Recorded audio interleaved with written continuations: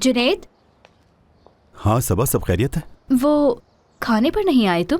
हाँ, वो दरअसल फिलिस साहिबा को कहीं लेकर जा रहा हूँ मैं, तो वहीं खा लूंगा। सही, आजकल तो तुम्हें बिल्कुल वक्त नहीं मिलता, हर वक्त बिजी रहते हो। हाँ सही कह रही हो।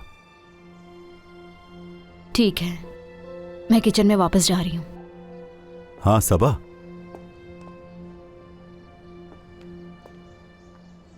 वो आदमी तुम्हें दोबारा तंग तो नहीं करता? नहीं करता।